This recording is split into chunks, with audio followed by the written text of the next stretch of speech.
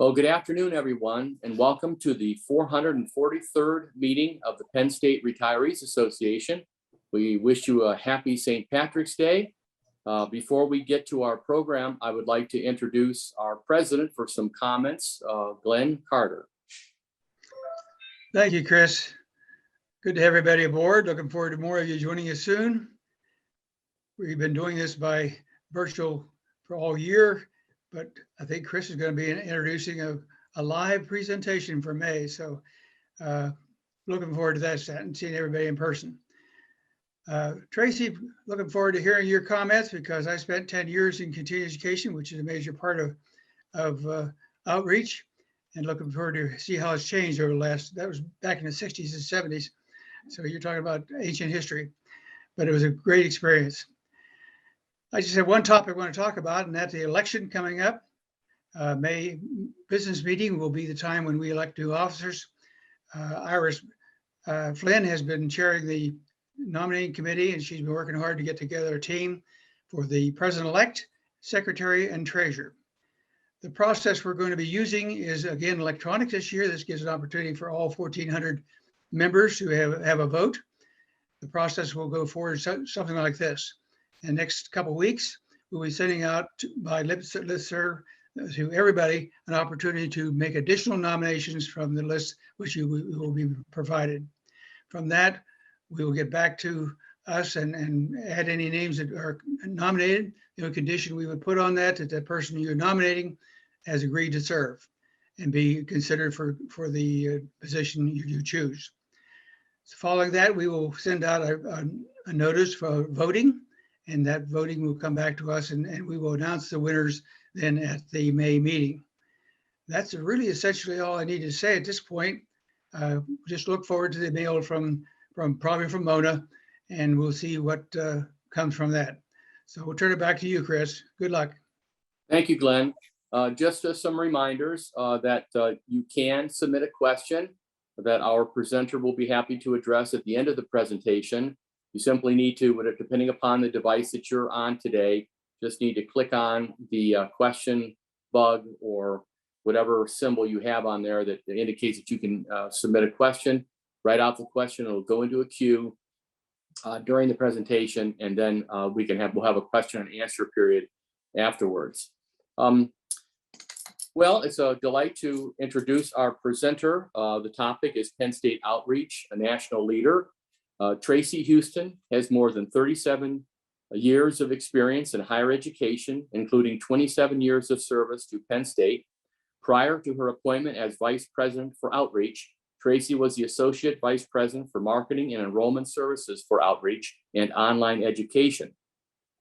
Before her arrival at Penn State in 1994, Tracey served in two different roles at Juniata College, the Assistant Director of Public Relations and the Director for Sports Information.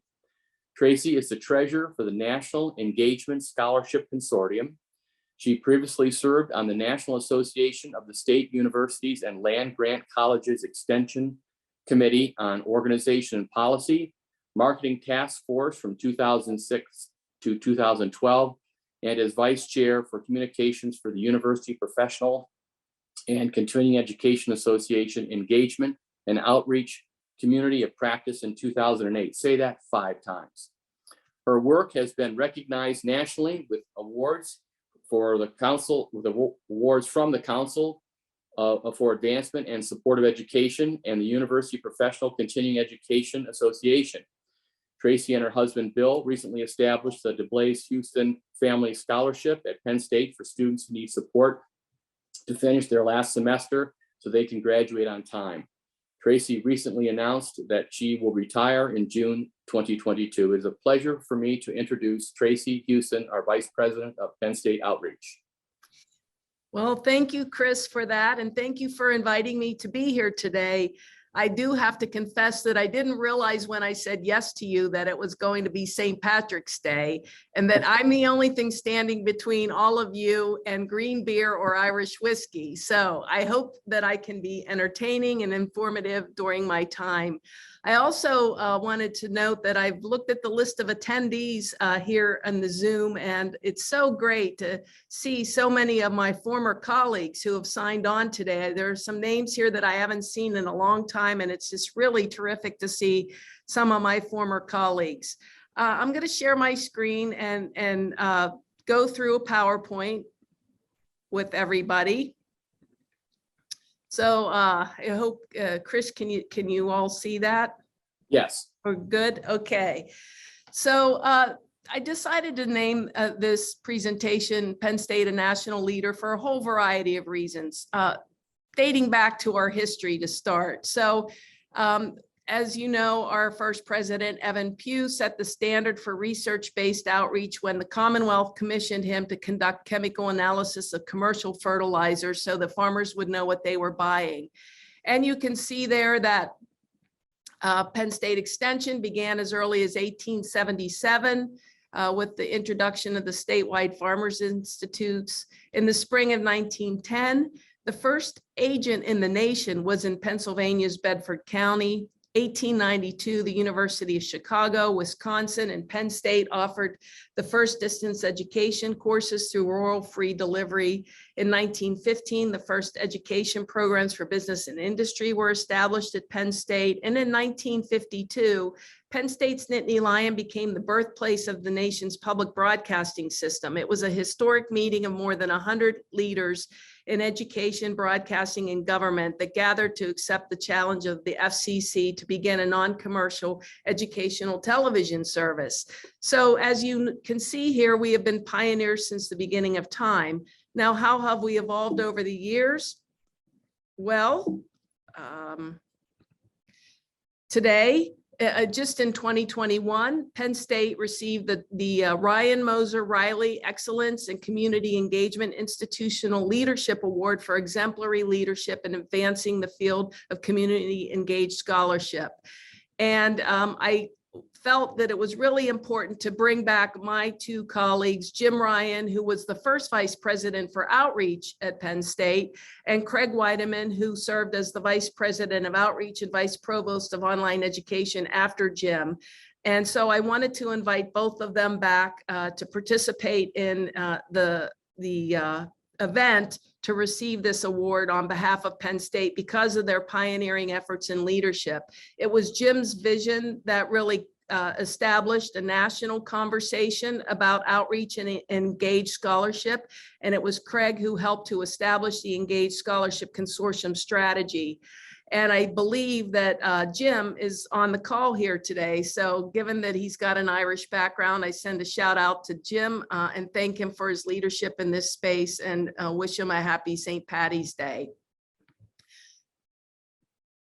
So Penn State Outreach. So the mission, we make a positive impact on society by engaging diverse audiences in the design and delivery of compelling content and meaningful evidence-based programs. Through our work, we're committed to being an inclusive and engaged university for Pennsylvania and beyond. And I do need to say that evidence-based programming is the key here. So lots of folks can deliver programming, but because we are a research institution, we have the opportunity and the responsibility to translate evidence-based content to our audiences. And it's really what differentiates us from other entities.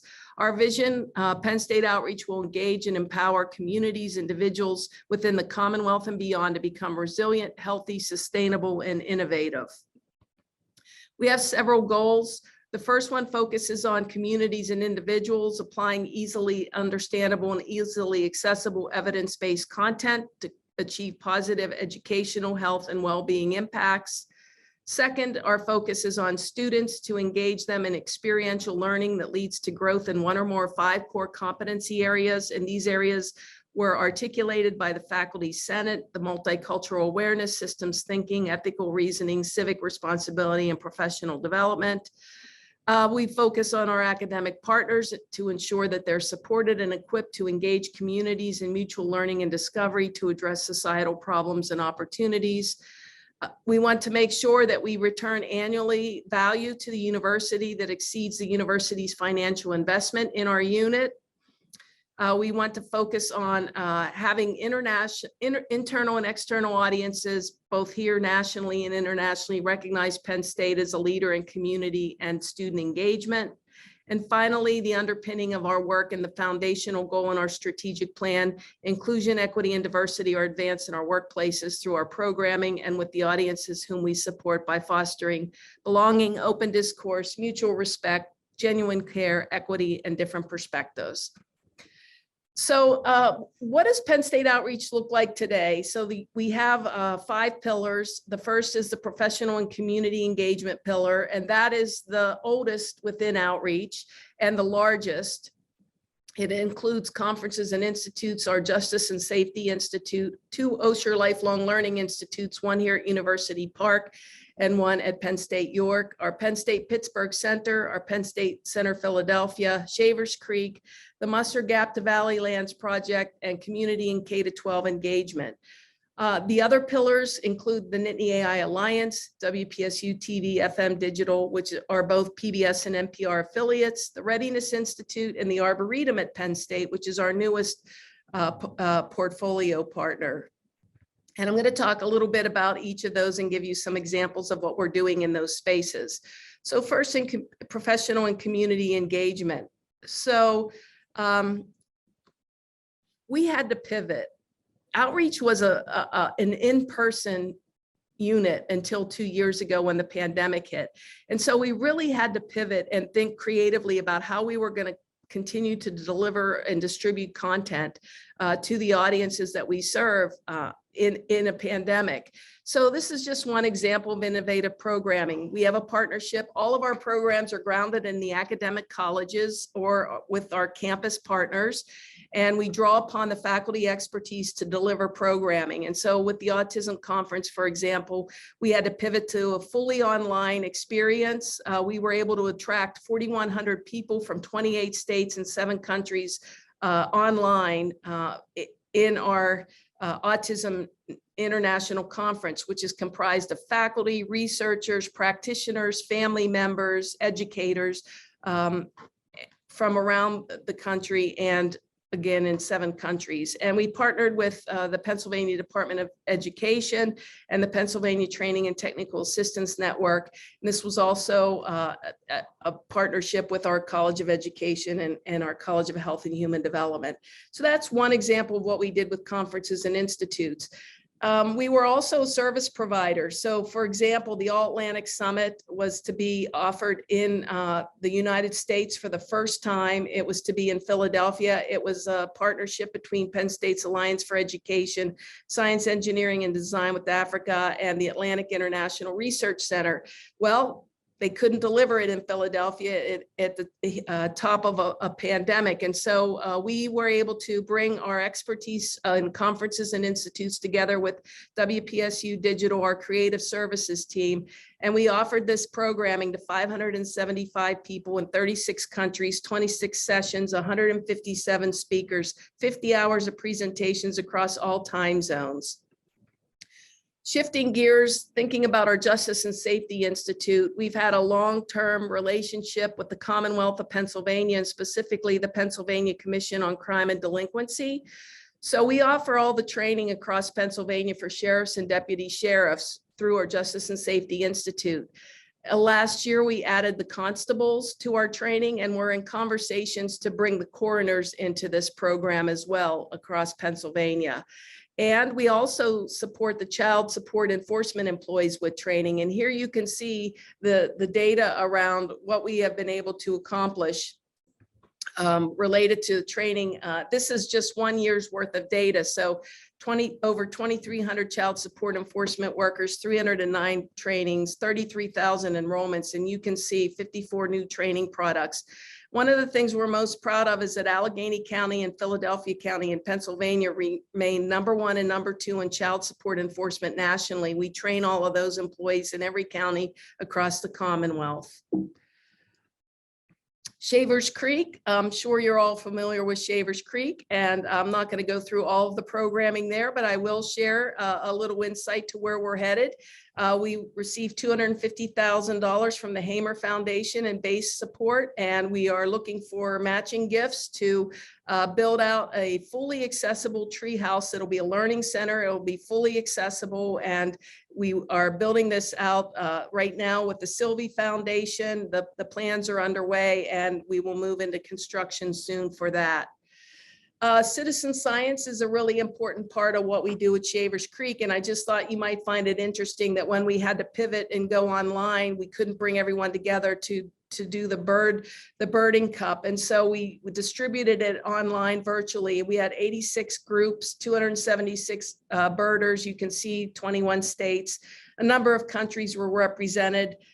We found 419 species, and you could see the number of birds there. And this is Tim Caston. He was one of the people that participated, and that's a picture of him in Nairobi, Kenya, participating in the Shavers Creek Birding Cup in 2020 when we had to pivot to fully virtual. Our Osher Lifelong Learning Institute, perhaps some of you are part of OLLI here in University Park or at Penn State York. We kept our super seniors connected during the pandemic. We taught everyone how to use Zoom so they could stay connected. We delivered a lot of programming that way. But we are also now back in person and doing hybrid programming, but we're going to retain the online offerings as well, because certainly we want to have a diversified portfolio to provide as much access as we can. Engagement is really all about partnerships. And when we think about our experiences both in Pittsburgh and Philadelphia, I am so proud to say that just this week at the Faculty Senate, our team got a really great, enthusiastic feedback about our support to the Faculty Senate. And we talked about our programming both in Philadelphia and Pittsburgh. So the bottom line here is we try to bring the community together in order to do planning. And this is an example of what we did prior to the pandemic. We brought community members, students together with our Penn State students who were part of a sustainability semester in Pittsburgh to really think about Hazelwood and, you know, what some of the improvements could be in that space. This is an example of our city semester in Pittsburgh, and this is one of our students, Capricia Williams, who had the opportunity to work with Senator Jay Costa in Allegheny County, as well as a CEO of a community empowerment association, and meet with Russell Redding to talk about the work, sustainability work underway in Allegheny County as part of that city semester program. Not only do our students benefit from learning in urban settings, but we are able to make significant contributions to our partners. And you can see here how one of our partners talked about how they would have never been able to run this campaign without the student interns. And these are some of our Penn State students who worked on a project. They created GIS overlays of legislative districts, installation maps, drafting web pages for equity and justice, issues related to solar. They designed LinkedIn pages and Instagram pages, researched policies, and did some benchmarking in other states as part of their work there.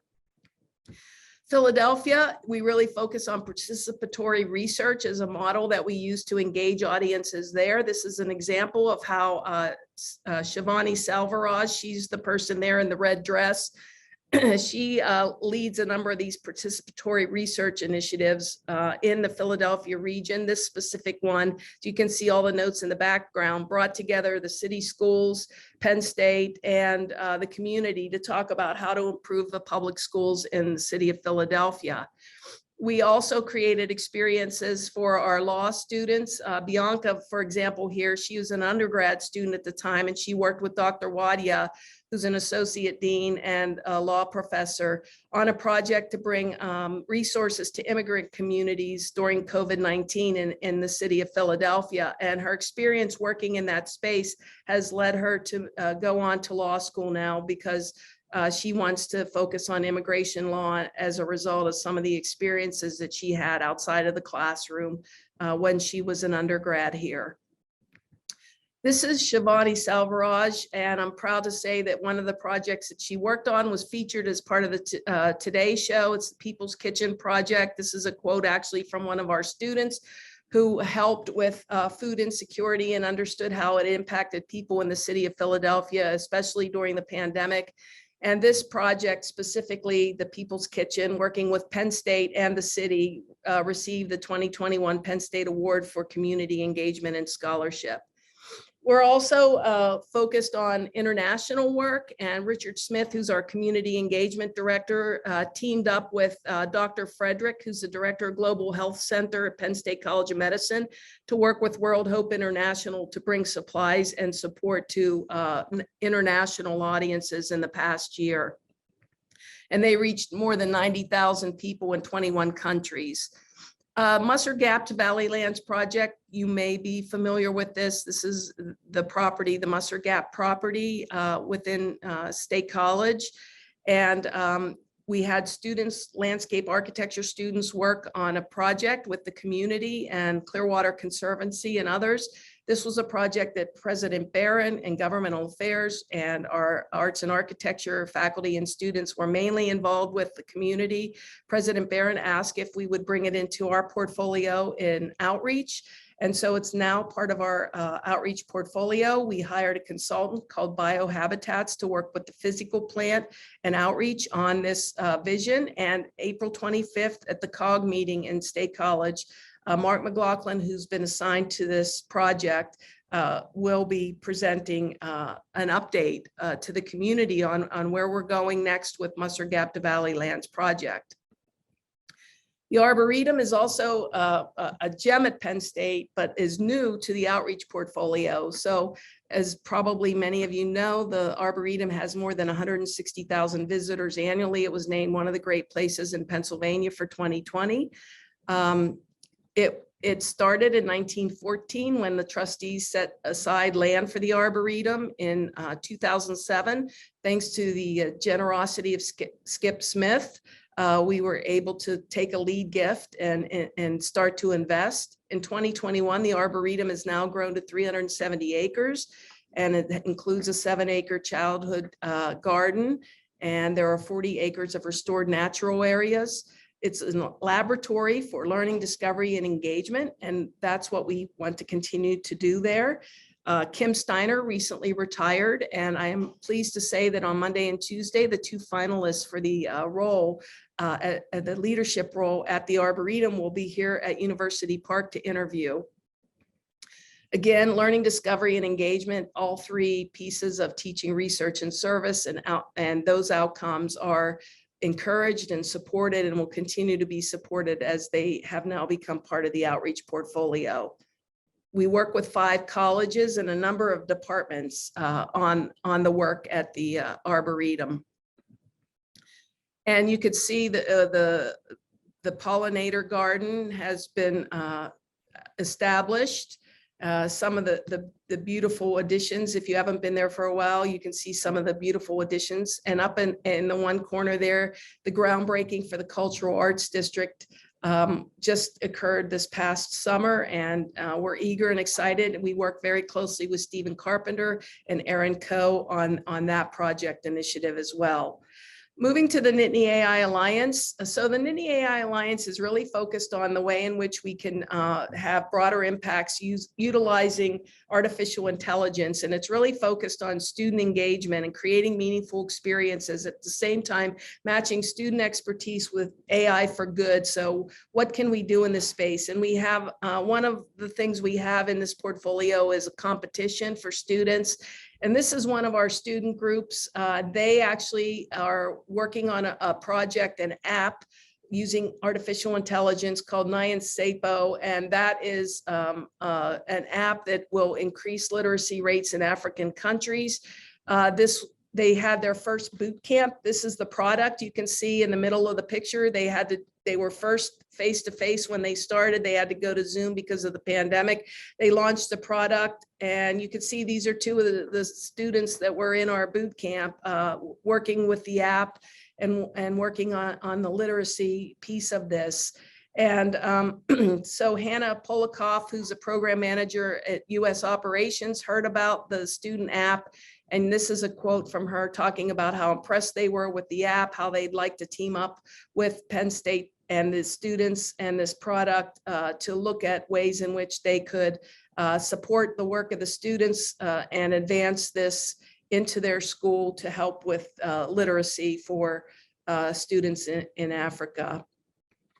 Our students also worked to reshape transportation during the pandemic. As you can imagine, less people were traveling, going to work in the city of Philadelphia. And so Emily Yates, who was the Smart City Director, reached out and asked if we would focus on helping them rethink the public transportation. So these two students worked with the city of Philadelphia on a plan. And Emily was so impressed that she said, how could we create a more formalized partnership to continue to create meaningful experiences for students, and at the same time utilize AI for good and think about ways that we can solve problems together.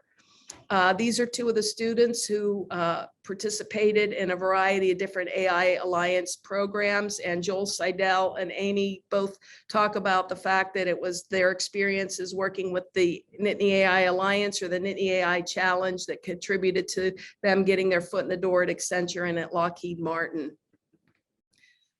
This year, 2021, the AI Challenge brought forth two winners, the AIPR, which is a solution aimed to limit contamination by sorting materials using machine learning to make recycling more efficient and economical, and Insect Eye, which is an AI-based insect trap and identification system to assist entomologists in understanding insect biodiversity. And we actually have launched some of those prototypes in the Arboretum for the students.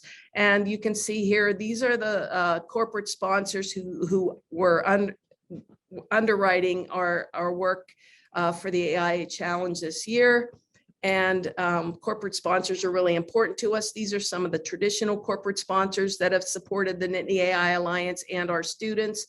And then some of the technology and software companies that have, or foundations that have supported our student engagement work. Moving to WPSU, as you know, WPSU has won a number of Mid-Atlantic Emmy Awards. But the most prestigious in 2018, we were fortunate enough to win the most prestigious Emmy Award for Station Excellence. This is the team that was there again before the pandemic to receive that award.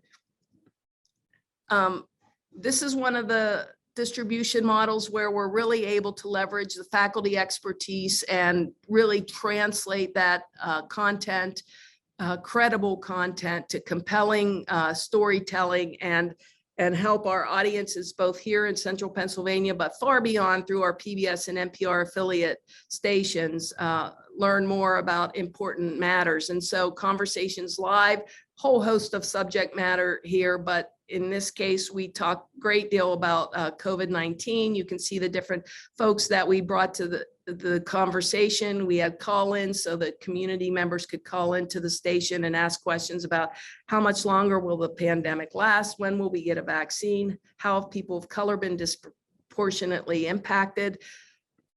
We also did a lot of take note with our experts in the sciences. So Matt Ferrari, and we had the chief medical officer at Mount Nittany Health, a number of other faculty that we engaged in conversations through Take Note about COVID. But of course, we do a number of different subject areas. So for example, a lot about politics and the election. So our Democracy Works, which we partner with a number of our academic colleges and institutes and centers on this. And you can see we've leveraged some of our internal faculty expertise, but also we've gone national with the publisher of the state's new newsroom, president of the Pew Center for Research, and a number of other faculty, MIT, Vanderbilt, but then also our Penn State faculty. We also found during the pandemic that we had a real challenge in that broadband couldn't reach all of the school districts. We have 150 school districts in the WPSU viewing area. And of course, in Central Pennsylvania, there are places where broadband just can't reach. So we worked with the Department of Education, and we had of the 105 school districts, we had we were able to get content approved for our at-home students who couldn't go to school or have access to online. And so we revamped our programming, we distributed it through television, we distributed it online, but we also worked on some multi-platform learning, Science U at Home, which is a partnership with the Eberly College of Science to create some backyard science projects that parents and students could do together when they weren't able to be out and about. They were able to leverage this. This also is part of PBS Learning organization, which has literally millions of hits annually, downloading content among teachers, students, and families. And of course, not everybody, as I said, has access to online. So what we were able to do with a $1.65 million grant from the Department of Education, we were able to purchase what's called Raspberry Pi, and this piece of technology enables us to download key content for students. And we were able to put these in backpacks and distribute these broadly to students who otherwise wouldn't have had access to content, educational content that they needed to be successful. So they were able to take this, they were able to plug this in to a variety of sources, and they were able to download their content, which otherwise, because they weren't in broadband areas, they would have been able to access. We also, WPSU Creative Services, worked with the Huck Institutes, and we did a number of online course design. There was a 3-part COVID MOOC that we put together that was free and accessible to everyone so that they could start to better understand and demystify what is going on and what was happening around COVID-19. At the same time, we were working on a national documentary, and I have to share that, you know, we started, Lindsay Whistle-Fenton, who was the producer, director, and writer of Speaking Grief, started working on this prior to the pandemic. But of course, grief and mourning and loss of life became really significant as we went through this pandemic. And so what was a very, very important subject before got amplified in the last couple of years. So Speaking Grief was funded by the New York Life Foundation. The original gift was for $585,000. We've received additional money to support some additional work that we're doing with this national documentary. We were able to distribute the content to 160 American public television stations nationwide, aired this documentary at least once. We were in 46 of the 50 top media markets in the US. We had multimedia, multi-platform, TV, digital, social media. We provided many grants for community engagement events, and we provided 24/7 crisis support in the US because of the subject matter. And these are just some examples of the community engagement in different parts of the country where they offered a Speaking Grief panel discussion after viewing the documentary. And our team also created an app. It's called The Nudge. And basically the way it works is that, let's say you have a friend who's lost a loved one and you want to remember important dates like their wedding anniversary or the birthday of the person who's been deceased or those kinds of things. Well, you can enter that data into the app, and the app will nudge you a couple of days before to say, hey, you might want to reach out to your friend because tomorrow would have been their wedding anniversary or things like that. And we were also advised by our outreach advisory board that we should look at a corporate engagement type of model with this. So Johnson & Johnson was our first. We did a Speaking Grief program for Johnson & Johnson in the United States and then for their employees worldwide. This is a great quote to sum up how people feel about the documentary. We have literally thousands of quotes and feedback about this, but this is absolutely the most authentic, comprehensive, and beautifully presented piece about grief I've ever viewed. It is the catalyst for revolutionizing the world of grieving families. All humanity will do better at grief. We were deemed an essential industry, and so our radio folks still needed to provide news, and we were mandated by the FCC to be live and delivering television and radio. And as you can see, when they were quarantined and having to work from home, they had to be creative in the way they delivered, but they were there to continue to deliver the news. We also had to think about what could we do to serve the university better. And so our creative services team went to work to figure out how we might be able to deliver the commencement of 2020. And of course, we're going to recognize that class in person later this spring, but we were able to deliver a form of a commencement to 92,000 viewers in 121 countries in that first commencement of 2020 when we weren't able to deliver it otherwise. We've also been providing town hall discussions. And I think in talking with the new president, I have said that, you know, we're excited to be able to amplify and distribute her voice and her messaging. And so that we'll continue to be a good partner to the Office of the President and Strategic Communications. This was an example after everything, all of the issues that we witnessed with George Floyd and his passing. We had a social justice town hall discussion, and we were able to work with the Vice Provost of Educational Equity and our leadership team to be able to deliver a social justice town hall discussion. The Readiness Institute is our last and newest entity that we have brought into the portfolio. It's an outreach program of Penn State. It's funded by the Heinz Endowments, and now with additional funding from Benedum and Hillman. And it's supported by the Consortium for Public Education. We saw an opportunity about a year and a half ago, maybe it was a little longer, maybe 24 months ago. And we thought we had an opportunity for a groundbreaking opportunity to help students, rising seniors and teachers in the Pittsburgh region as a pilot. So we partnered with one of the strongest brands in Pittsburgh and beyond, the Heinz Endowments. We leveraged our physical infrastructure, the Penn State Outreach Center in Pittsburgh, as well as thinking about how we might engage our campuses in Western PA to set up a model, a career-ready model. We also thought we could extend the impact of our Nittany AI Alliance, the city program, which we were able to create based on a financial gift from the Tuno family, and that we could leverage our other outreach assets to set this up.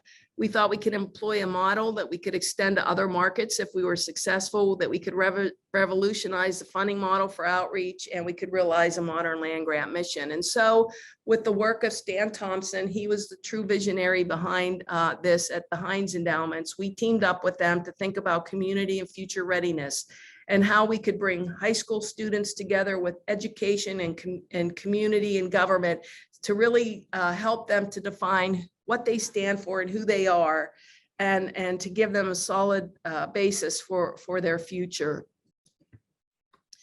The governor had been talking to an education leader in Pittsburgh, Justin Alio. He was a principal, he was a teacher, he was a principal, he stood up a charter school, and he was the leader of the Montour School District innovation activities. And so Governor Wolf said to Justin, you need to do what you're doing at Montour on a larger scale. And so we hired Justin Alio as a subject matter expert, and he is our executive director of the Readiness Institute in Pittsburgh now. He has been widely cited across the country and in some cases around the world for his work in this space. And our first project, he tapped Esther Wojcicki, who is sometimes nicknamed the grandmother of Silicon Valley. She wrote the book Moonshots in Education, and she is the mother of the YouTube CEO and the 23andMe CEO. These are her daughters, and they are the CEOs of YouTube and 23andMe. And her husband is a faculty member at Stanford. And Google was built in their garage. And so we talked with her about coming on board with us and partnering with us to do something that was a little unique, but it was a great way to get started with career future readiness. So we decided to capture from around the world, literally thousands of hopes and dreams. And this is an Indiana school district in Pennsylvania. They had Space Day. We captured all of their hopes and dreams. We put them into Google Forms. We have collected all of them, and we partnered with Astrobotics in Pittsburgh. We're going to shoot their hopes and dreams to the moon on a flight later this year. And we wanted these kids to understand that if your hopes and dreams could make it to the moon, you can do anything. And so that was just an introduction to the Readiness Institute in a way that we could start to get the entire country and world excited about where we were headed. KDKA did an interview with a second grader, and that second grader said that my hope is that every person in the world can be treated the way they want to be treated. And so that's what the second grader wrote, and it will go to the moon next year. The Readiness Institute, the heart of it is to really bring diverse students together, rising seniors in high school. They do 6 weeks. They meet with community leaders, business leaders. They have educational projects. There are faculty members that are involved in working with them over the course of the semester, and they'll be part of our family for the rest of our lives. And you can see here some of the comments from the students. Their outlook on their future changed in such a short amount of time because of the Readiness Institute at Penn State. During the Readiness Institute at Penn State summer program, I immensely expanded my worldview and knowledge about people different from myself by socializing and getting to know them and their backgrounds. We also stood up Mark Cuban AI boot camp as part of the Readiness Institute. We offered it to kids over the course of the fall. On every Saturday, we had the highest attendance of any of the Mark Cuban boot camps in the country. And the Readiness Institute won an award this year for outreach. And when they received the award through Zoom, Mark Cuban jumped on the Zoom to congratulate the team on their being the recipient of a Penn State Outreach Award in their first year. All of this has just been 17 months of work. And I'll end my presentation by saying that, you know, this is really what we're all about, is trying to have an impact on people at all levels. And this is a great quote. This grandmother wrote to us after her grandson went through the Readiness Institute program. And she wrote and said, "I know you've already heard the good news from Xander about his acceptance into Penn State. He is thrilled. He has talked about nothing else since we found out last week and is so excited and proud to have earned this achievement. We had all of the family over this past Sunday to celebrate, and they have all heard your names in the months since he attended the Readiness Institute. I'm writing to express my most heartfelt thanks. The experience has very literally changed his trajectory for the future. And when you ask him the highlight of his summer 2021, he says it was attending the Readiness Institute without hesitation. And I would agree, he walks taller and he smiles even brighter since having that experience." So that is a little bit about the way in which Penn State Outreach operates and what we have in the portfolio and what we're trying to accomplish. And I'm proud to say that I will shut down my screen and take any questions that you might have, and let you know that, as Chris said, I will join you in the ranks of retired soon. So I'm looking forward to being a real part of your organization. Okay, I think you should have some questions, Tracey, that are in queue there. Are you able to see them? I thought I saw that there were some that came in. There's at least 5 out there. Yeah. Yeah, so let's see. So what do we have? So can you explain more specifically where on the grounds the new Hawk View Treehouse will be built at Shavers Creek, Stone Valley? So Carla, I should know that, but I'm not completely certain about that. I do know that it is in a kind of a wooded area that I think goes down towards the water. But I don't know the specifics of that. I am sorry, I can't answer that in more detail, but certainly if you're interested, I would encourage you to reach out to Mark McLaughlin. He'd love to talk to you more about that. Paul is asking, how does Invent Penn State fit into Penn State with Penn State Outreach? So we're partners. We work on a number of different initiatives together. Actually, in the Pittsburgh region, we're looking at an opportunity to bring one of the AI boot camps to Penn State Invent. The space that I think it's called the Corner at New Kensington. So we're looking at opportunities to engage more with Penn State, Invent Penn State, but I do think that we could probably have a stronger, more formalized alignment with Invent Penn State.